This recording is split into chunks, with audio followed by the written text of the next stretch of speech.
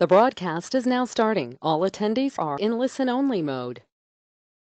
Hello, this is Jennifer Schaus coming to you live from Washington, D.C. Thanks everybody for joining us in our government contracting webinar series. We are in week 7 of 10 weeks of complimentary webinars. The full schedule can be found on our website.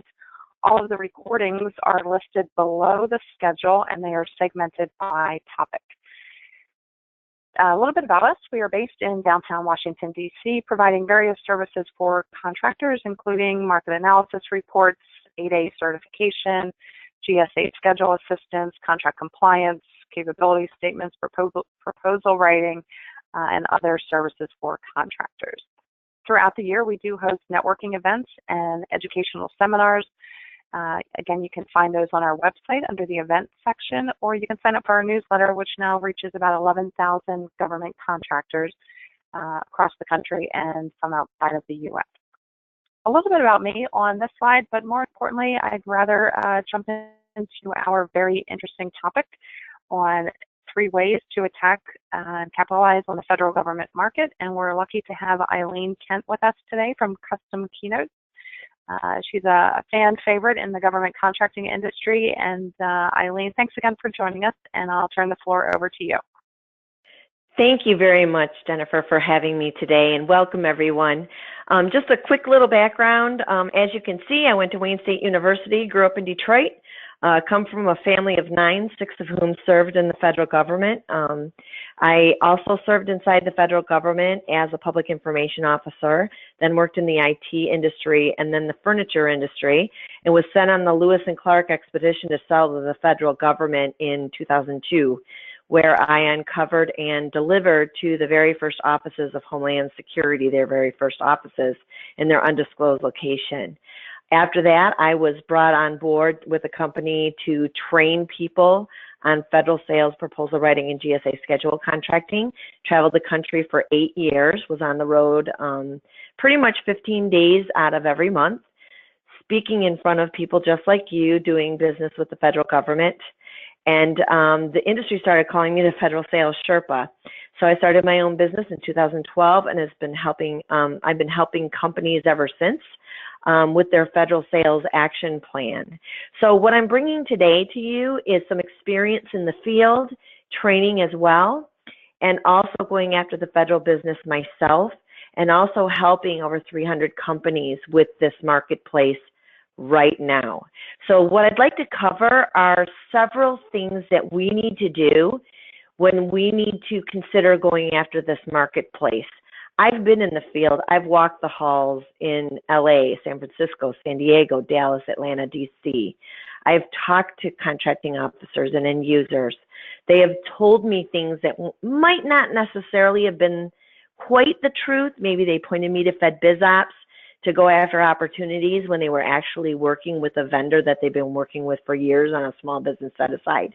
So today I'm going to be talking to you a little bit about saving you that year in the field of stumbling around and not knowing quite what to do.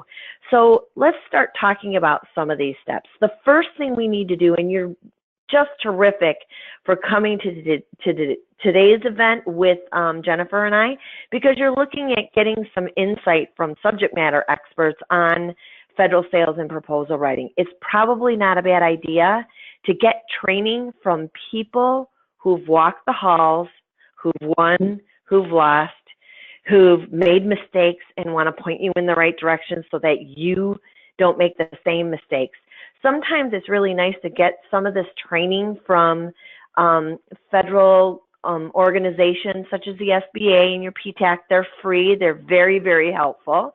But it might make a little more sense to work with people that have been on your side of the fence, which is the business side, knowing what it's like to try to penetrate the market from the outside in. So you might need to understand the game itself, which is pretty much wrapped around developing relationships early on. Also, getting a clear understanding of what contracting vehicles are. You keep hearing this phrase, and it sounds like all this business is being driven toward you when you actually get a contract vehicle. When it isn't, it's just sitting there and nothing's happening. So you need to understand what are the contract vehicles. that the buyers use to buy what you sell, what agencies buy what you sell, and how to leverage those contract vehicles. So understanding all the contract vehicles that are out there, understanding the lingo at the agency, their acronyms and alphabet soup, agency by agency. For example, if you were to call on facilities at one agency, it might be engineering at another, installation support at another. So getting to know the lingo, customer by customer, agency by agency, probably is going to really help you expand your opportunities out there. And also clearly understanding your customers' needs. So the critical issue is to only write proposals that you know you're going to win. Now, how in the world are you going to know you're going to win? That's if you have a relationship with the customer, with the project manager on site, you know what contract vehicles they're using and why they're going to pick you. So then you're going to write a proposal that makes the most sense for you. You're not going to write blind bids. So there are great resources out there for training. You know Jennifer, now you know me. There's many other people that I would suggest you go to LinkedIn and ask around and start reading some of the content that these people have. If some of the things they're saying is ringing true to you, they're probably on the right track for you. So, and also, of course, you could talk to Jennifer and I. We're very gracious in terms of, not to say that about myself, but especially Jennifer, about legitimizing the good guys in the industry. There are a lot of good people in the industry, and if it's somebody else that's maybe a competitor of ours, we're still going to give them thumbs up that they're legitimate. So if you're considering someone, let us know here on LinkedIn what you're thinking about, and we'll give you a thumbs up on, yep, they're good. They're really good. So please don't be shy about that. You're going to need to perform some sort of competitive analysis, and we're really, really lucky in this industry that the data is out there.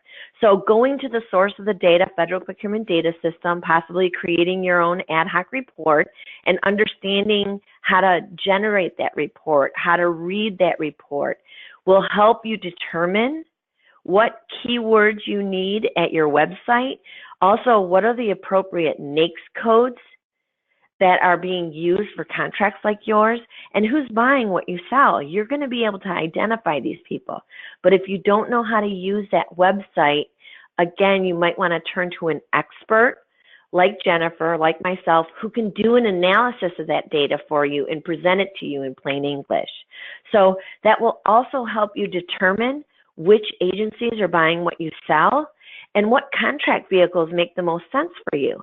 So if you're considering going through the process of getting a GSA schedule, you need to make sure that your customers are using a GSA schedule to buy what you sell. So this Federal Procurement Data System is out there. It's available to you for free. There are analysts that you can hire to look at that data for you. There's also a lot of subscription software out there that takes that data and aggregates it for you as well. Those subscriptions are yearly and can really dig into a bit of a budget for you. So having an expert do it for you and show you how to use this website might save you a couple bucks. The third step is, sure, you can have a competitive analysis, but the critical issue is, what are you going to do with all this information? Well, you need a plan. You need to focus in on a handful of agencies, understand how they're organized, what locations they're at, what prime contractors are working there, what contract vehicles they're working on. Maybe it makes sense for you to team with a prime contractor that's there. The data will tell you what agencies and what contract holders that are already working there. It also makes sense to keep an eye out for procurement forecasts and bids that you know are coming down the pipeline. So having a plan wrapped around agencies so that you're going to go after the project managers only at those agencies. You're going to develop relationships with the contracting officers in terms of when it's time to go to contracting, what kind of contracting vehicle are they going to use, and where are they going to post it, and then keeping an eye out for those postings. So the goal here is for you to only write winners. You develop relationships early on. You're calling on the agencies who buy what you sell, so that when you have those relationships, you know what bids are the right ones to bid on because you know it's coming down the pipeline. So 3 steps: training and analysis and a plan. Then it'll be up to you to execute it. So I just wanted to thank Jennifer for asking me to present this to you, and I look forward to talking to you offline if you have any questions. So thank you very much, Jennifer, for this opportunity. Thank you, Eileen, for the great and thorough information. Thanks to all the attendees who were able to make today's event. If you have further questions or need help with any of the items that Eileen discussed, her contact information is here. She's very easy to work with. She's enthusiastic. She knows the space well. So I highly encourage you to reach out to her. Thanks again, everybody, and hope you'll join us the rest of this week as we cover capability statements, the False Claims Act, and the Hub Zone certification. That will round out week 7, and then we've got 3 more weeks of additional topics on government contracting that you can find on our website under the webinar tab. Thanks again, everyone.